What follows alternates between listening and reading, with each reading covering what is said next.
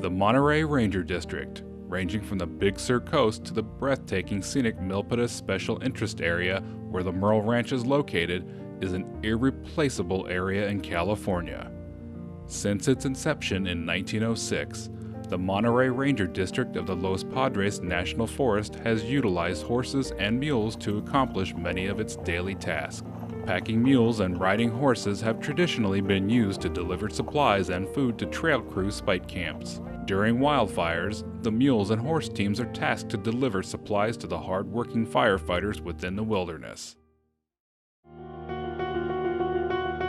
On August 18, 2020, the Dolan Fire ignited and began burning within the National Forest. Since that time, it has consumed over 124,000 acres, including critical wilderness areas. During the fire, the Merle Ranch, where the pack stock had been living, was burned over.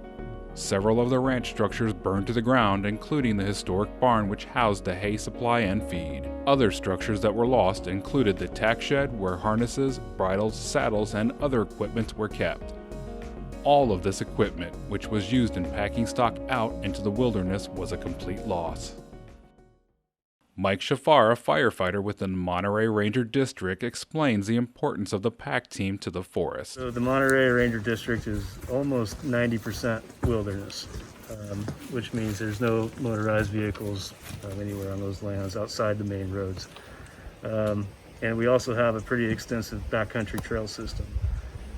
And given the topography, the terrain, and the weather that the Big Sur coast gets, in the wintertime, those trails get heavily damaged from year to year due to storms, slides, trees coming down, as well as fire damage nowadays every 8 to 9 years, even sooner than that sometimes. So there's a big effort from ACE and the Ventana Wilderness Alliance that they put trail crews together that go into the backcountry to repair those trails so that we can open them back up for the public.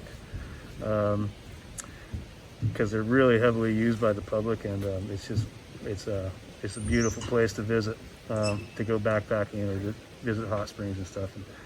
And if those trails aren't maintained, basically they get closed. So the pack string here has been charged with hauling in groceries, tools, and supplies for the crews that go into the backcountry, because they'll go back in there for anywhere between 8 to 12 to almost 14 days before they come out.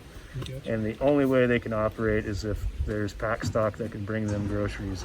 And the backcountry trail crews absolutely cannot operate without pack stock support. Ranch volunteer Brian Williams and firefighter Mike Shafar discuss some of the ranch's losses due to the fire. 2 houses, a barn, and there's some outbuildings. Yeah, call it 5.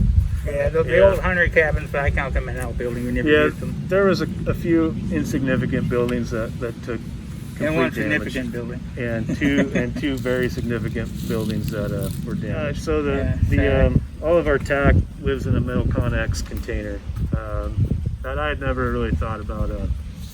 And where it sat, I never thought it would take that much heat if there was a fire that came through here. However, right next door to it was an older, wood-sided building that was the shop, basically the tool shop, and some storage for working supplies.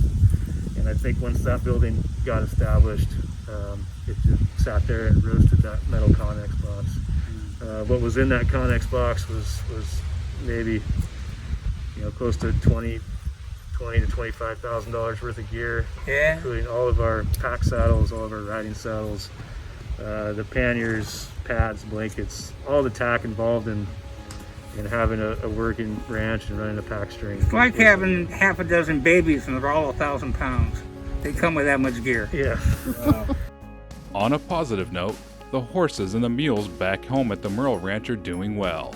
They enjoy eating apples and carrots offered to them from firefighters and visitors to the ranch. We can all rest assured that because of the dedicated staff and volunteers like Brian and Mike, existing pack programs will thrive and continue to support the mission of the Forest Service.